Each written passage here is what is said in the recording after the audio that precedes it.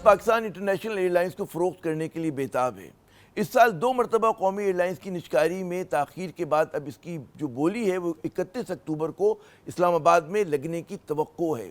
यानी कि 6 मंजूर शुदा कंपनियाँ कौमी एयरलाइंस ख़रीदने के लिए 11 बजे सुबह तक अपनी बोली जमा करवाएंगी। उसी दिन ये बोलियाँ खोली जाएंगी और इनकी जांच पड़ताल होगी, फिर वो फ़ौरन जो है वफाकी काबीना को रवाना कर दी जाएंगी। अगर 3 सबसे ज़्यादा बोली लगाने वालों ने PIA की कम से कम मुतय्यन करदा कीमत यानी कि रिज़र्व प्राइस जो है उससे कम बोली लगाई तो उन्हें दोबारा बोली लगाने का कहा जाएगा और उनमें से जिसकी बोली सबसे बड़ी होगी कौमी एयरलाइंस उसके हवाले कर दी जाएगी।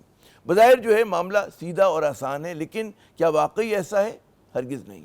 अफरीद तफसील में छुपा है। इतना बड़ा सौदा होने में बमुश्किल जो है वो 3 रोज़ बाकी है, लेकिन एयरलाइन से वाबस्ता ज़राए के मुताबिक बहुत से मामलात पर हनूज़ धुंध छाई हुई है। एक मसला तो ये है कि जी सरमाएकारों ने PIA को फ़रोख्त करने की हुकूमती बेचैनी और मजबूरी को भांप लिया है और वो अब इस बड़े सौदे की शराइत अपने हक़ में ढालने के लिए कोशां हैं, जिसमें वो बड़ी हद तक कामयाब भी हुए हैं। हुकूमत ने इब्तदाई तौर पर PIA की निजकारी के लिए 5 शराइत रखी। पहली ये कि जी PIA के निजी मालिकान जो हैं वो 3 साल तक कंपनी को बंद नहीं करेंगे।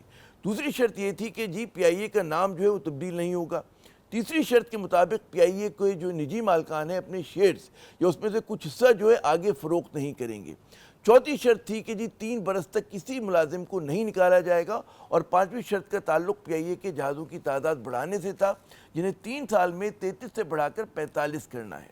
जब शहबाज हुकूमत ने PIA की निजकारी अमल का आगाज़ किया तो फैसला किया गया कि कंपनी के 51% शेयर्स जो हैं वो निजी सरमाएकारों को फ़रोख्त किए जाएंगे और बकिया 49% हुकूमत अपने पास रखेगी।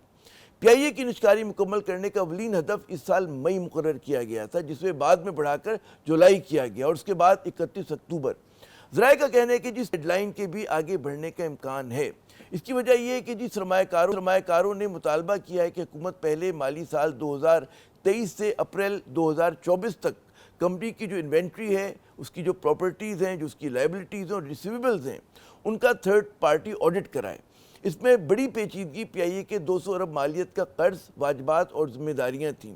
इसमें पाकिस्तान स्टेट ऑयल और सिविल एविएशन अथॉरिटी के वाजबात समेत FBR के अदा किए जाने वाले टैक्स भी शामिल हैं। हुकूमत पहले ही अलग कंपनी एक बनाकर जिसका नाम PIA होल्डिंग है, वहाँ पर 650 अरब रुपए के वाजबात की जिम्मेदारी अपने सर ले चुकी है। ऑडिट के अलावा सरमाएकारों ने यह मुतालबा भी किया कि इंटरनेशनल एयर ट्रांसपोर्ट एसोसिएशन की रिपोर्ट के मुताबिक PIA के 1700 इजाफी मुलाजमीन को फारिग किया जाए। सरमायाकारों का इसरार था कि हुकूमत इन मुलाजमीन को खुद निकाल दे। तीसरा और सबसे बड़ा मसला जो सरमायाकारों ने उठाया वो यूरोप बशमूल बरतानिया के लिए कौमी एयरलाइंस की परवाज़ों पर पाबंदी का था। फ़ाल यूरोपीय रूट्स के साथ PIA की कीमत तकरीबन 290 अरब रुपये और उनके बगैर 220 अरब रुपये बनती है। पाकिस्तान के दौरे हुकूमत में उस वक्त के हवाबाजी के वफाकी वज़ीर गुलाम सरवर खान ने एक गैर जिम्मेदाराना बयान दिया था कि PIA के बहुत से पायलट्स के लाइसेंस जो हैं वो जाली हैं। इससे कौमी एयरलाइंस को नाकाबिल तलाफ़ी नुकसान पहुँचा।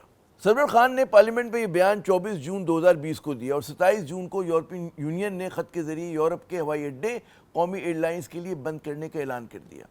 पाबंदी से पहले बरतानिया के अलावा PIA की flights Paris, Oslo, Copenhagen, Brussels और मिलान जाया करती थी। सरवर खान के बयान से पहले भी सिविल एविएशन अथॉरिटी के हिफाजती म्यार पर यूरोपीय यूनियन ने सवाल उठाए हुए थे। 2017 में PIA ने नुकसान की वजह से न्यूयॉर्क के लिए परवाज़ें खुद बंद कर दी थीं। PIA ज़राए का कहना है कि जी इस स्टेशन पर पाकिस्तान पीपल्स पार्टी और नून लीग के दौर में की गई सियासी तकर्रियों ने इस रूट का भट्टा बिठा दिया, क्योंकि तकरीबन हर सिफारिशी अफसर PIA के बिजनेस को आगे बढ़ाने के बजाय ग्रीन कार्ड के असूल के लिए जद्दोजहद करता। यूरोपियन यूनियन की जानिब से आयद पाबंदी के बाद अमेरिका ने भी इसकी तकलीद में PIA की परवाज़ों पर बाकायदा पाबंदी आयद कर दी। खैर ये तो माजी की बातें हैं। ताज़ा तरीन इत्तला ये कि जी यूरोपियन एयर सेफ्टी एजेंसी के वफ्द की आमद अब अक्टूबर की 30 को मुतवक्को है। अगर 4 बरस की कोशिशों के बाद सिविल एविएशन इस वफ्द को मुतमईन करने में कामयाब हो गया तो पाकिस्तान के रजिस्टर्ड जहाज़ यूरोप जो है परवाज़ कर सकेंगे। वैसे सिविल एविएशन के अफसरान इस बार काफ़ी पुरुमीद हैं। ذرائع کے مطابق حکومت نے سرمایہ کاروں کے اعتراضات دور کرنے کے لیے پہلے 3 ماہ کی مہلت مانگی تھی جو 31 اکتوبر کو ختم ہوگی۔ اس مہلت کے دوران پی آئی اے کا نیا آڈٹ جو ہے مکمل ہو گیا۔ یہ بھی طے ہوا کہ 3 برس میں 1700 ملازم از خود ریٹائر ہو جائیں گے اور ان پر صرف جو صرف ہونے والے 14 سے 15 ارب روپے ہیں وہ پی آئی اے کی قیمت فروخت میں سے منہا کر لیے جائیں گے، یعنی کہ حکومت پی آئی اے خریدنے والوں کو ڈسکاؤنٹ دے گی۔ حکومت پر امید ہے کہ نومبر تک پی آئی اے کی یورپ کی پروازوں پر سے پابندی اٹھ جائے گی، لیکن ضروری نہیں کہ 31 اکتوبر تک سب معاملات طے ہو جائیں۔ حکومت کے لیے عشق امتحان اور بھی ہیں۔ 6 سرمایہ کاروں میں سے صرف 3 پارٹیاں پی آئی اے خریدنے میں واقعی سنجیدہ ہیں، یعنی کہ اے بلو، عارف حبیب کارپوریشن اور یونس برادر ہولڈنگ کنسورشیم۔ ایئر عربیہ جو فلائی جناح میں 50% کی ساجھے دار ہے، وہ واحد بیرونی سرمایہ کار کمپنی جو بظاہر اس دوڑ میں شامل ہے۔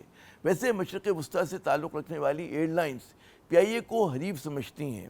پی آئی اے کی بحالی کی صورت میں انہیں بزنس کم ہونے کا اندیشہ ہے، اسی لیے ان کی پی آئی اے کی خریداری میں جو عدم دلچسپی ہے وہ ہمیں سمجھ میں آنی چاہیے۔